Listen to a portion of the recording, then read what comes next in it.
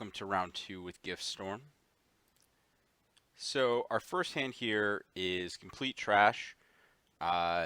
It's got a bunch of stuff, but you're missing 2 pieces. So you're missing the land, and you're missing the cost reducer, and you have no cantrips to find either. So this hand is just not going to go anywhere.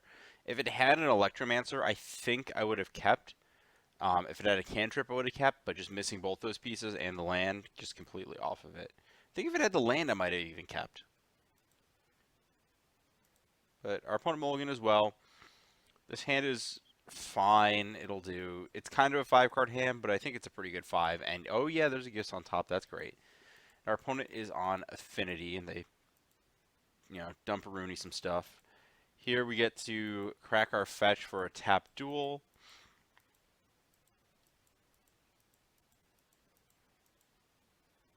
And it looks like we're going to die on turn 4, so we'll probably have to kill on 3. Not 4 necessarily.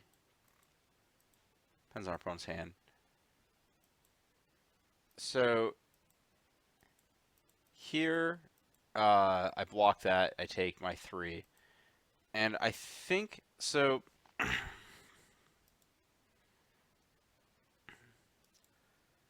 take the ritual. Here, so I can gifts for 3. So I have 1, 2, 3, 4, 5 gifts for 3, and if my opponent gives me the Morphos and the Past in Flames, I can't actually go off from there. I can't go off the next turn, so I'm forced to just play Electromancer and pass. And unfortunately, my opponent draws exactly a Mana Source there. I guess Ravager, Mana Source, Galv Blast all force this, but I'm forced to chump with both Duders.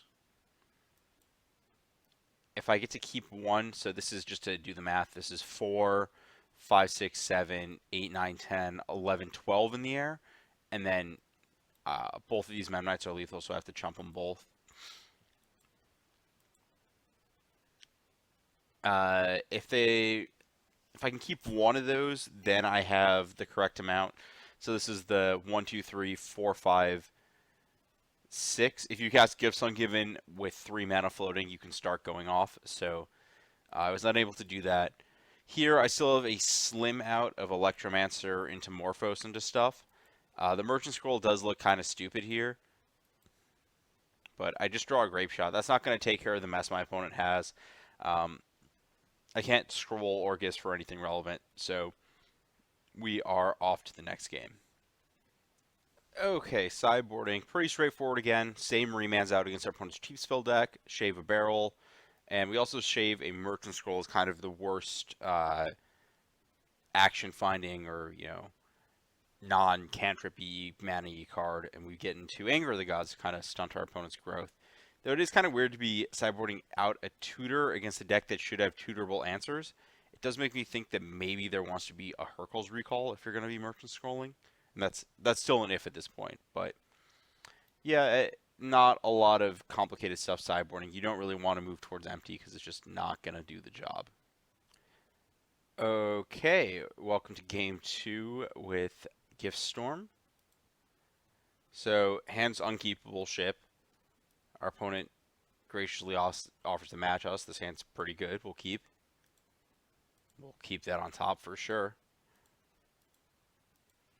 Put that into our hand. Not normally you fetch before you visions, but here because I'm Serum Visionings into a known card, I don't want to fetch. The logic is that you want to fetch before you scry in case you put both on top, because if you want to draw both those cards, you can't fetch after drawing the first. But in this case, I actually don't want to draw some of those cards, so.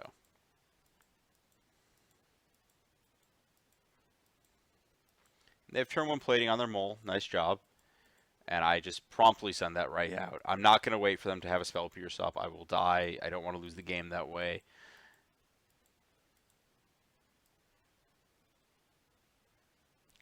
Instead, I'd rather just lose the game this way. With note, I didn't fetch a Howler Fountain because I was already spewing off my Wear Tear. And you can Morphos into the mana for that.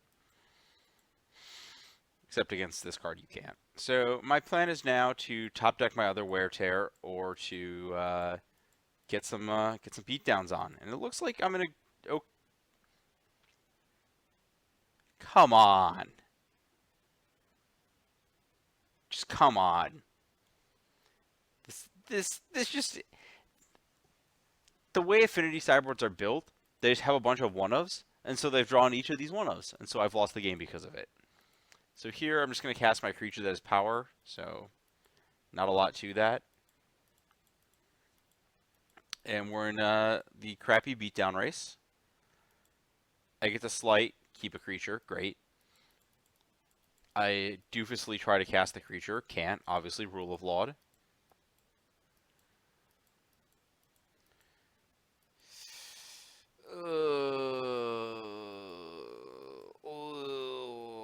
Nothing is good anymore. I do get to cycle the Manamorphose on my opponent's end step because I'm not doing anything with it.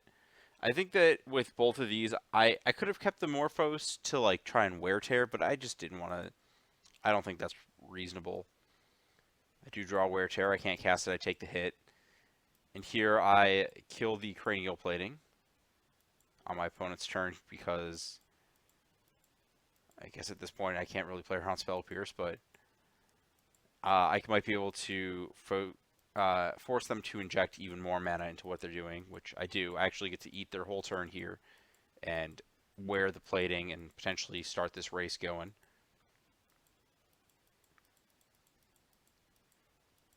This is some pretty good mediocre beats.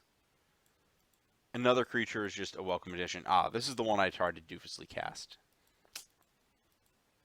Both my Wear Tears are gone, so there's no need for white mana. And my opponent's breaking off pretty hard. I can no longer attack with my creatures because my opponent can animate Blink Moth, pump the Blink Moth, and then pump the Blink Moth with the other Blink Moth to make it 3/3. So I'd be dealing 2 damage and losing a creature. So I kind of just have to extend another creature and hope to break through somewhere.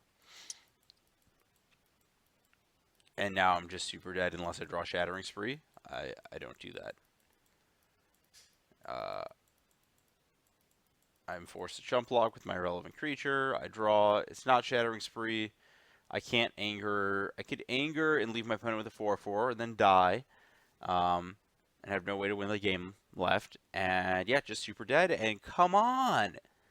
Come on, you just drew both of your one-ofs. That's not nice. You're not supposed to mold the 6 and have that happen. That's just rude.